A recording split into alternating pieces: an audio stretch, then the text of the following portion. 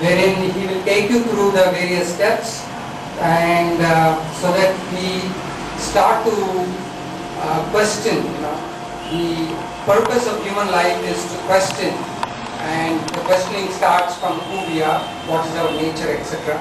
So I will hand over the mic to Swami Gauranga. Thank you very much.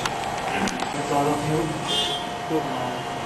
discussing such an important topic in life, and I would really appreciate if all of you can make it interactive.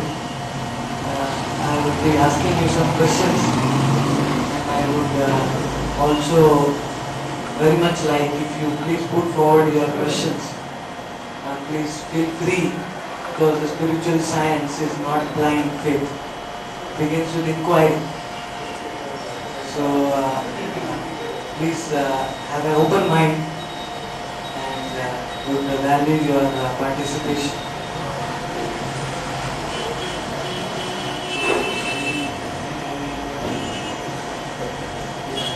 So I will chant the invocation mantra. You can repeat after. Om Namo Bhagavate Vasudevaya.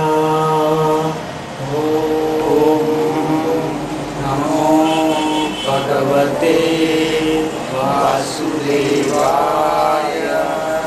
Om Namo Bhagavate Vasudevaya.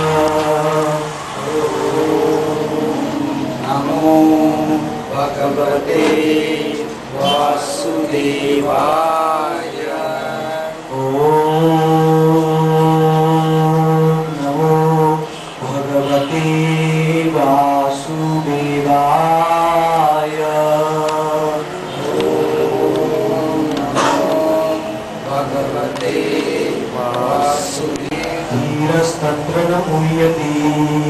Dhirastatra na muhyati.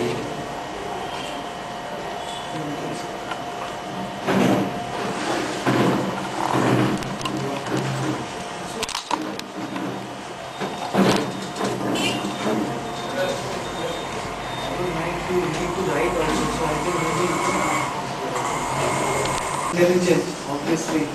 That is why you are learning computer science. It's meant for the green of the people. So I would like to ask you a question. How many of you have thought about your own self?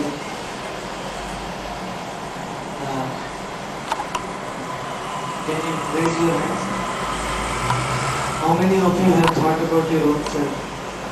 What do you think? What is your identity? Okay, I'll ask you a simpler question. How many of you stand in front of a mirror daily? Everybody. So, when you are standing in front of the mirror, you decorate your hair, your body, wear nice clothes, always think so much about yourself. So I would like to ask you this question. Have you ever thought that who are you? Have you ever thought about it?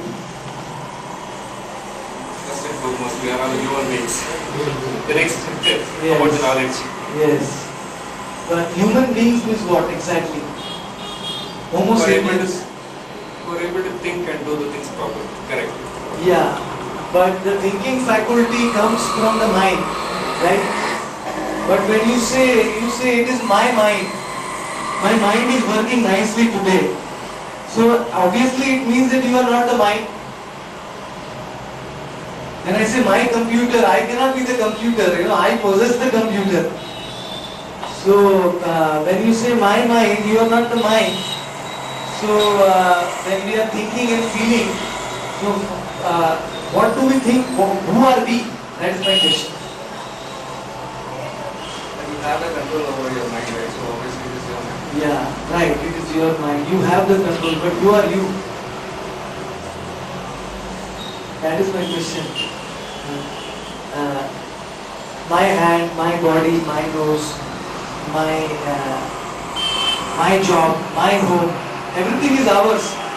and we try to give ourselves happiness, we try to live enjoyable life. But how can we do that without knowing our real identity? Can you make yourself happy without knowing who you are? One person wanted to make himself happy. He thought he is the coat, so he's brushing the coat the whole day. He's cleaning the coat. But in the night he came to know, no, I am not the coat. This is my coat. So simply brushing the coat will not make me happy. So, what do you think you are? I mean, this is the basic education. We should be given in all colleges, all universities and all faculties, basic education of who am I. Then we will be able to perform all branches of education very nicely. So if you ask this question in front of the mirror, what do you think? What answer will you get? Everybody has an ambition in their life. Probably at your younger stage, you may be thinking I would become a doctor after 20 years. Yes. So you prepare yourself, and that is your goal. And you prepare yourself, you build up yourself, and you become what you want. Okay. But practically speaking, Okay, you want to become what you want to be, but I am talking But about yeah, the this present was- tense. First of all, who are you presently? I'm in the transformation phase. If I think I want to be a doctor after 20 years, when I ask the same question at my 10th year, I would say I'm in the transformation phase of a doctor. Okay, but what is transforming? Who is transforming? I'm transforming. Okay, then if you are transforming, then why does your mother call you with the same name? You have seen your childhood photo? So many times. Yeah. And your present photo, is there any difference? A lot of difference. Lots of difference. You are completely transformed. But That your is physical transformation. I'm talking about the mental, agility, whatever you Yeah, exactly. So I am also talking about that. I want to really pinpoint who are you. So what I mean to say, I may not be able to answer this question when you ask me Right. now. But maybe able to answer Maybe the same after question this- after 20 years. No, after this program you will be able to answer. Okay. Money back guarantee. If you cannot answer, then I'll take back the time. I'm not charging any money. At least I can take back the time. And then Yes. I am a part of God. And this world is made by God. And just like the space. Okay. And we are only playing a part role. Yes. What you are talking about is quite advanced level studies, like you talk of Java and Pascal and Fortran. And all this is. My basic question is, who do you identify yourself? You are the possessor of your mind, your body, you are the controller. So obviously you are somewhat different from mind. You are different from intelligence, you are different from your body. Because all of them belong to you. So this basic question is known as the question of the science of self-realization. It's very simple, but it is the basic question of human life. And that we should address, because we see easy to point to our eye or to the nose. We can point easily to any part of ourselves. But can we point to us? Who are we? And why can't we point? Because of the lack of proper education. Unfortunately, this science of the soul is not being taught in all colleges and departments, because of this is known as the king of all knowledge. In the Bhagavad Gita, it is said, Raj Vidya Raj Guhyam Pavitram Nidamuttamam. This is the topmost knowledge, king of all knowledge. At the same time, it is the most confidential of all knowledge. Why it is confidential? Because we never ask this question. It requires somebody who is enlightened to tell us actually who we are. So we'll go over to the next slide. I have a question. Yeah. When you say you're completely separate from your intelligence or mind or Yes. whatever it is, how do you define this intelligence? What I Is that suggest is you wait intelligence- for a few more slides and then you note down your question. Then if your question is not clarified, then I will reply to that.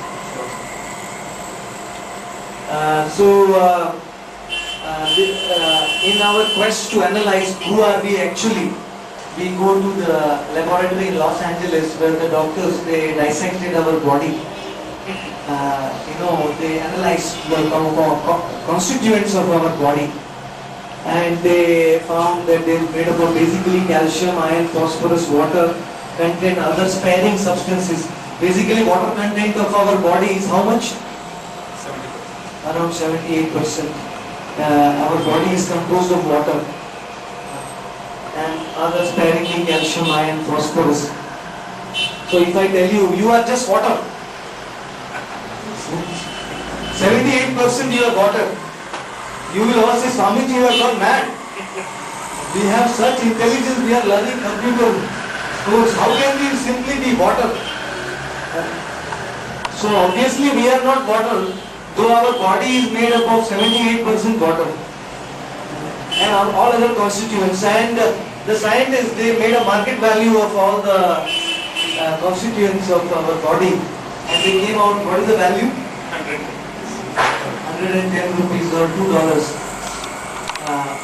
That is the value of our body, which is made up of flesh, bones, mucus, blood, stool, everything. So my question again to you is, do you think your value is 110 rupees? No. Obviously not. Why? If you think you are the body, then you are worth 110 rupees. But obviously, we are not the body. You say my body. I am somebody different. I am the master of the body. I am the possessor of the body. So, the value, our value is more than, what is your value? Can you tell me? What do you think you are worth? How much? Nobody knows. You are not worth. It depends on the identity, how you maintain the society. Is it so complex? Like dignified. No, I mean if somebody will come to buy you, get sold to me, how much you will charge him? What do you think your worth is? Only maybe Countless. maybe kidnapper, maybe the extortion. Yes. So you will not put the value to yourself. You know you are more worth than crores of rupees. It is valuable. I know everyone, the most dear thing is us, ourselves. So I am just trying to explain to you logically that that we ourselves, we are something very high. We are not simply a product of chemicals. We are not simply matter, dead matter. This body is simply dead matter. At the time of death, the body is totally bereft of any consciousness. And that is, if somebody would come to pay 110 rupees, nobody would even pay 110 rupees for us, our bodies, at the time of death. So what I am trying to tell you is we are something superior. We are something superior than the body. We are the controller of the body. And that we should try to think about. Because this questions can only arise in advanced intelligence. Human beings, animals. Can cows and dogs come and attend this course here? They can't come. Even if we give them a chair to sit, they will not understand anything. So this question cannot be asked in any other body. Only in the human body we can ask this question: who am I? Where am I going? What is my goal in life? Who is God? Am I worth only 110 rupees? So this is a very important part of our education, and so happy that Umeshji has included this part of education also along with his computer institute. So he is giving you the highest benefit of all levels.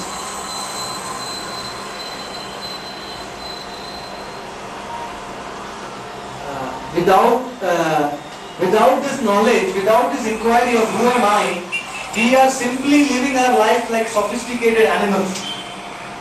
There is no difference between us and animals. I ask you a question, you go to sleep in a nice bed, soft bed, firm, and after you sleep, you get the pleasure of sleep. But a dog, it sleeps on the street in the dust. So after sleeping, does the dog get more pleasure or less pleasure? Same. The pleasure is the same, sleeping. So, is the human life meant for sleeping? It is not meant for sleeping, because that same enjoyment is available to the dog also. It's just like, you drink water in a golden cup or a silver cup or a copper cup. The taste of the water is the same. So, sleeping, eating. There is a society in America, they just live to eat. They don't eat to live. They live for eating. What they do is that they gather in big society and they eat so much that they are full like this. Then they go to the wash basin, they vomit, and again they come and eat. They are simply living to eat. So I mean, if you analyze the pig when it eats plastic and paper and tin and all that, the pig gets the same taste when we eat rasagulla or halwa. For us there are different delicacies. For the pig it is also different delicacies, but there is a different brand of delicacies. The only problem is the pig, we have to pay money to buy the delicacies. For the pig it is free. The pig can go anytime in the garbage and eat anything. Anytime. So, we have been given the human life for some higher purpose. Not for just eating and sleeping. I have seen people, when I travel to different places in the trains, in the planes, they are talking about food. Hours and hours, they just keep on talking, this I will cook, this, that, this. I am just surprised. If you want to live for eating, then more facility is there in the pig body or in a horse body or elephant body. They can eat 140 tons, elephants. So we don't require a human body just for eating. There is a higher purpose behind this. For fighting, we require a machine gun, AK-47 to fight, which is worth how much? Lakhs of rupees. But the dogs, they are fighting for free with their claws. They are fighting and quarreling. They are doing better than us. They mark their territory. Don't come here inside. Ho. Don't come. And we are just fighting cold wars and hot wars between countries. No country is realizing the fact that nobody is the proprietor. To speak of that person, what was his name, who went to America for the first time? Columbus. He went to America and he planted his flag there. And he said, from today America is mine. But before he's going, whose America was? America belonged to whom? Before he went? America Vespucci. Okay, before Vespucci, Nature. Yes. And after he died, we'll live for 60, 70, 80 years and we claim proprietorship. Oh, this is mine, that is mine. And we keep on fighting. There is so much, the countries, they all made all bombs, atom bombs, and just thought of the mind, anybody can press the button. No, simply we are fighting. We are just sophisticated dogs. We call ourselves civilized human beings, but actually just animals. We are just, if you keep our dogs in a packed room, what will the dogs do? Fighting each other. They will not love each other. They will start fighting and breaking blood from each other. Similarly, nowadays, there is no peace in society, no peace. They are having so many meetings, non-aligned in United Nations, but as when United Nations they make that many flags are increasing. You see there are new nations coming up every year, they are division, they are dividing. So why nobody is happy in this world?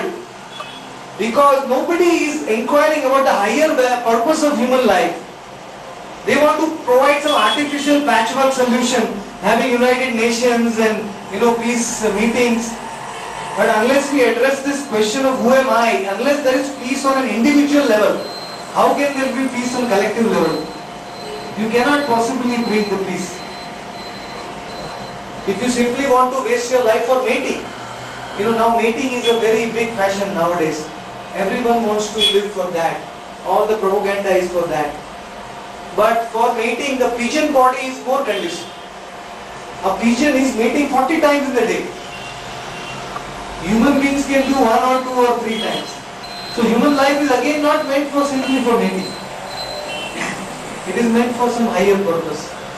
And that we need to, otherwise we just become two-legged animals. No difference.